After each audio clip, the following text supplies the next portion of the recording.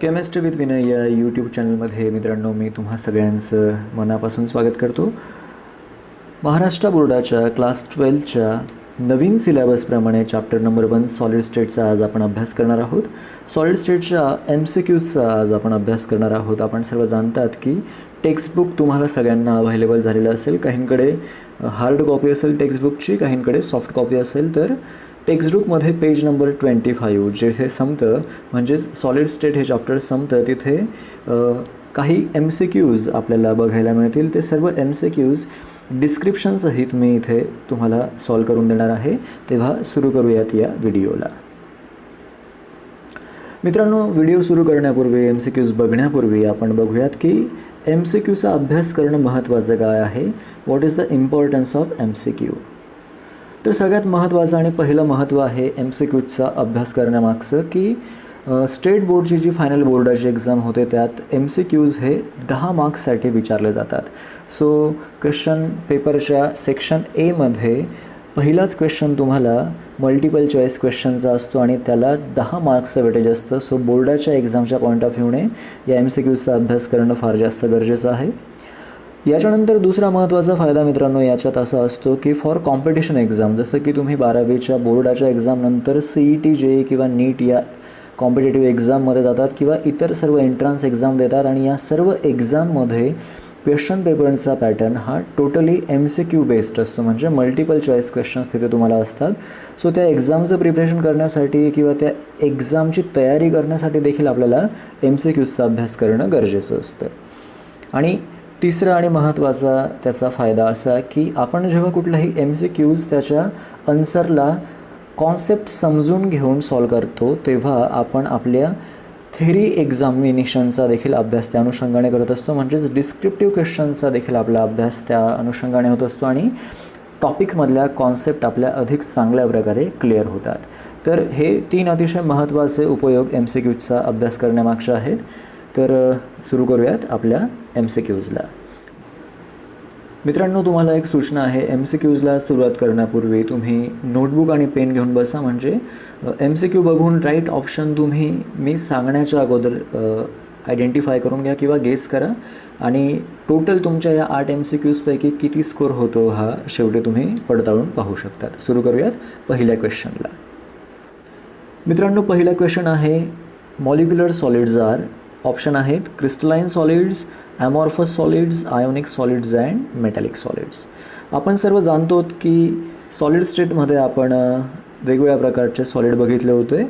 तर molecular solid यातला नेमका कुठला प्रकार असतो. आन्सर असणार आहे मित्रांनो की बघा एक्सप्लेनेशन्स आहेत आपल्याला आन्सर बघायचं आहे की जसं की मॉलिक्युलर सॉलिड म्हणजे काय तर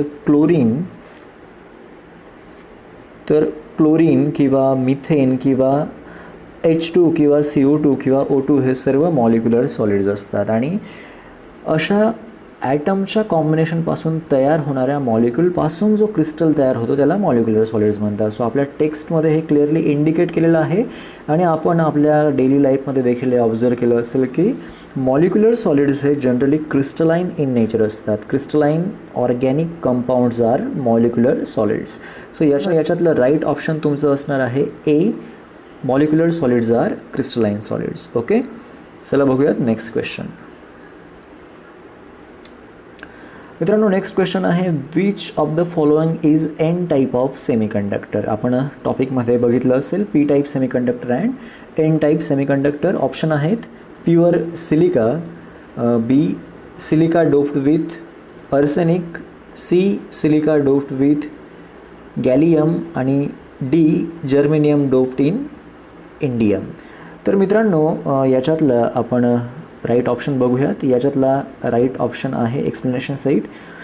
तर N टाईप सेमीकंडक्टर जे असतात, N type semiconductors is obtained by adding group 15 element. 15व्या ग्रुपमधल्या एलिमेंटला जेव्हा आपण 14व्या ग्रुपमधल्या एलिमेंट्समध्ये डोप्ड करतो किंवा तेव्हा आपल्याला जनरली N टाईप सेमीकंडक्टर मिळतात. मग मित्रांनो, आपल्याला सगळ्यांना माहिती असेल की सिलिकॉन जो आहे तो 14th ग्रुपला बिलॉंग करतो आणि याच्यानंतर अर्सेनिक जो आहे तो बिलॉंग करतो 15th ग्रुपला. सो याच्यामध्ये राईट आन्सर जर आपण आयडेंटिफाय केलं तर ते असणार आहे आपलं B option, silicon doped with arsenic. मित्रांनो बघूयात याच्यानंतरचा next question. In Frenkel defect option आहे A, electrical neutrality of the substance is changed. B आहे density of the substance is changed. C आहे both cations and anions are missing. आणि D आहे overall electrical neutrality is preserved. तर बघा मित्रांनो, Frankl defect हा वेगवेगळ्या प्रकारचे डिफेक्ट आपण जे क्रिस्टलाइन सॉलिड्समध्ये शिकलो त्यातला एक डिफेक्ट आहे. आपल्याला या क्वेश्चनला समजून घेण्यासाठी त्याची डायग्रॅम बघावी लागेल. सो बघूयात फ्रँकल डिफेक्टची डायग्रॅम. मित्रांनो, फ्रँकल डिफेक्टच्या डायग्रॅममध्ये आपण इथे स्पष्टपणे बघू शकतात की फ्रँकल डिफेक्टच्या डायग्रॅममध्ये आपल्याला इथे बघायला मिळतं आहे की काय होतं आहे, कटायन्स त्याची जागा सोडतो आहे आणि तो अनायनच्या मधल्या लॅटिसमध्ये आपल्याला इथे फाउंड होतो आहे. कटायन्सने त्याची जागा सोडली आणि अनायन्सच्या मधल्या लॅटिसमध्ये तो आपल्याला फाउंड झाला. मग इथे जर कटायन आपली जागा सोडतो आणि अनायनच्या मधल्या लॅटिसमध्ये तो फाउंड होतो आहे, याचा अर्थ इलेक्ट्रिकल न्यूट्रलिटी ऑफ सबस्टन्स ही बदलत नाही आहे, डज नॉट चेंज. का? कारण की कटायन्स आणि अनायन्स कुणीही लॅटिसच्या बाहेर जात नाही आहे. याचा अर्थ total number of plus and minus charges is constant. त्याच्यानंतर याचा अर्थ ए ऑप्शन चुकीचा आहे. Density of the substance is change नाही, डेन्सिटीसुद्धा चेंज होणार नाही कारण की डेन्सिटी म्हणजे मास अपॉन व्हॉल्यूम, व्हॉल्यूम पण कॉन्स्टंट आहे आणि मास पण कॉन्स्टंट आहे, म्हणजे बी नंबरचा ऑप्शनसुद्धा इथे चुकीचा आहे. सी आहे both cations and anions are missing. नाही मित्रांनो, इथे फक्त कटायन्स त्याच्या लॅटिस पॉईंटपासून मिसिंग आहे, अनायन्स त्याच्या लॅटिस पॉईंटपासून मिसिंग नाही आहे, म्हणजे सी नंबरचा ऑप्शन देखील चुकीचा आहे. आणि डी नंबरचा ऑप्शन आहे overall electrical neutrality is preserved. So इथे सगळ्यात राईट ऑप्शन असणार तुमचा D, overall electrical neutrality is preserved. Okay, चला बघूयात नेक्स्ट क्वेश्चन. नेक्स्ट क्वेश्चन आहे मित्रांनो, in crystal lattice form by BCC म्हणजेच body centre cubic unit cell the void volume is 68%, A option, B 74%, C 32% आणि D 26%. Body centre cubic unit सेलमध्ये वॉइडचा volume किती असतो? बघूया त्याचं आन्सर.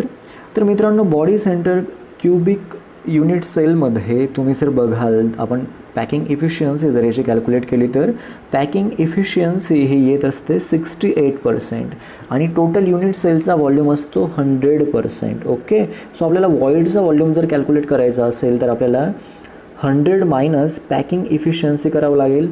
सो आपल्याला पॅकिंग इफिशियन्सी रिमेंबर असणं गरजेचं असतं.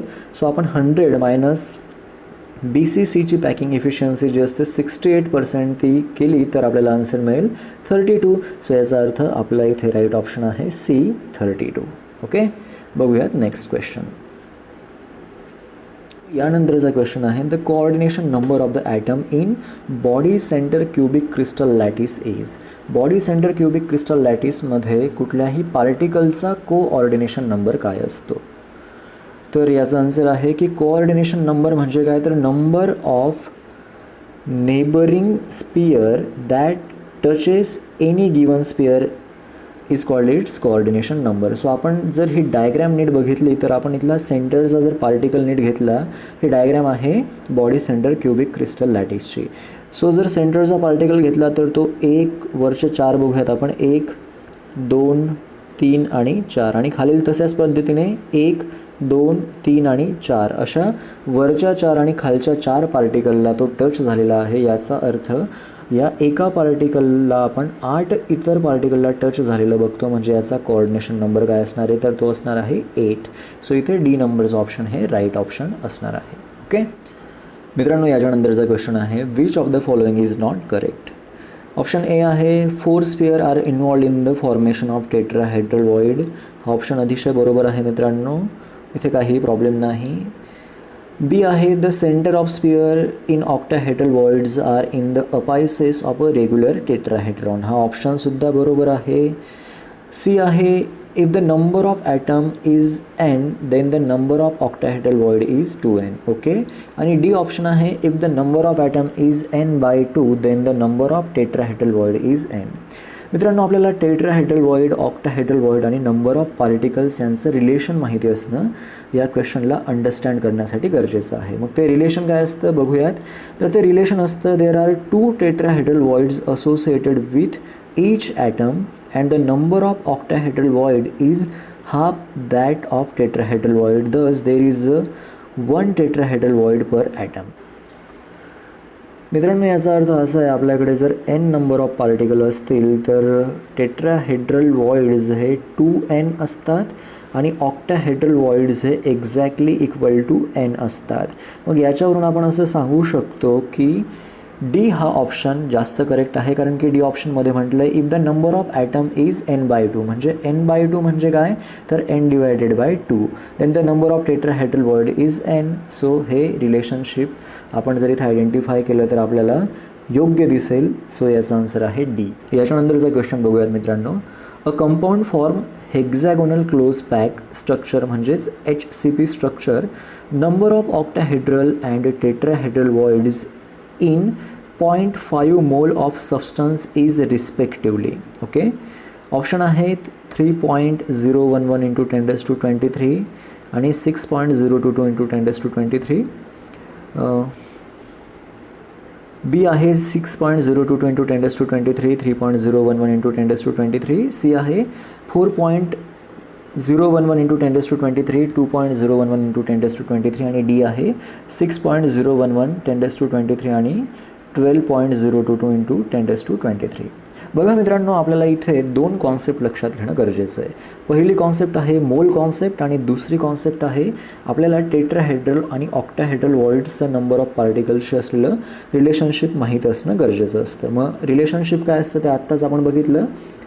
n equal to tetrahedral void असेल तर 2n आणि ऑक्टाहेड्रल वॉइड असेल तर n. ओके, सो बघा मित्रांनो, जर 1 मोल सबस्टन्स आपण घेतला तर 1 मोल सबस्टन्सचा अर्थ असतो, काय असतो त्याचा अर्थ, value of 1 mole is equal to 6.022 × 10⁻23 एवढे पार्टिकल.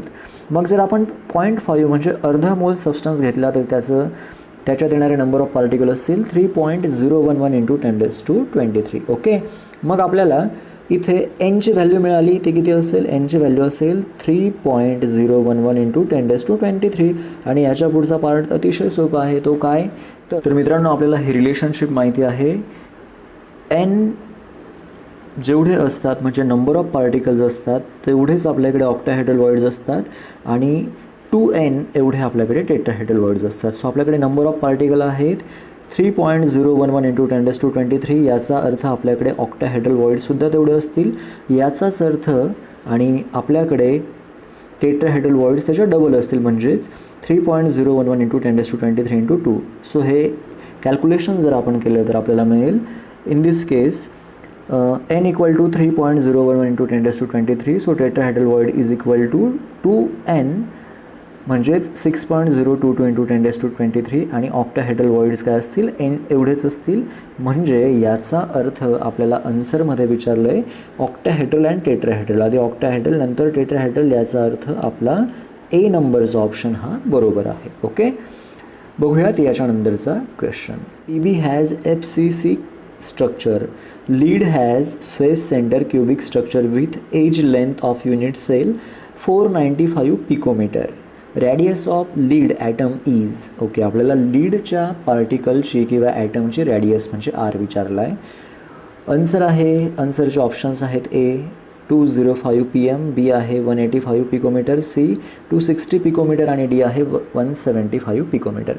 मित्रांनो, हे डेरिवेशन सॉल्व करताना आपल्याला एक गोष्ट माहिती असणं गरजेचं आहे आणि ती गोष्ट म्हणजे एज लेंथचाच अर्थ असतो ए आणि रॅडियस ऑफ पार्टिकलचा अर्थ असतो आर. सो आपल्याला इथे सिम्पली आर आणि एचं रिलेशनशिप माहिती असणं गरजेचं असतं आणि आर आणि एचं रिलेशनशिप जेव्हा आपल्याला कळेल तेव्हाच आपण हे न्यूमरिकल सॉल्व करू शकतो. सो FCCसाठी फेस सेंटर क्युबिकसाठी हे रिलेशनशिप असतं R is equal to √2/4a. Okay, R is equal to √2/4a. So आपल्याला एज लेंथ दिली, एज लेंथ किती दिली आपल्याला इथे, युनिट सेलची एज लेंथ आहे 495 पिकोमीटर. सो आपण सिम्पली एची व्हॅल्यू इथे पुट करूयात, R is equal to √2/4 into 495 आणि आपल्याला कॅल्क्युलेशन करून आन्सर मिळेल 175 पिकोमीटर. सो याच्यात आपलं राईट ऑप्शन आहे डी. ओके, सो अशा पद्धतीने आपण हे 8 MCQs जे आपल्याला सॉलिड स्टेट या चॅप्टरमध्ये बघायला मिळतात ते सगळे इथे सॉल्व करून घेतलेले आहेत. तुम्ही हा व्हिडिओ रिपीट करून हे सर्व MCQs तुमच्या नोटबुकमध्ये लिहून घेऊ शकतात मित्रांनो, जे फायनल एक्झामच्या आणि तुमच्या इतर सर्व टेस्टसाठी फार जास्त महत्त्वाचे आहेत. याचबरोबर तुम्हाला या संपूर्ण सिलॅबसमध्ये जे 16 चॅप्टर आहेत त्या संपूर्ण चॅप्टर्सचे अशाच पद्धतीने MCQ बेस्ड लेक्चर्स मी अवेलेबल करून देणार आहे. मित्रांनो, तुम्हाला हा व्हिडिओ आवडला असेल तर नक्कीच तुमच्या क्लास 12मधल्या इतर विद्यार्थी मित्रांना तो शेअर करा आणि असेच केमिस्ट्रीचे व्हिडिओज बघण्यासाठी सबस्क्राईब करा केमिस्ट्री विथ विनय या यूट्यूब चॅनलला. थँक्यू.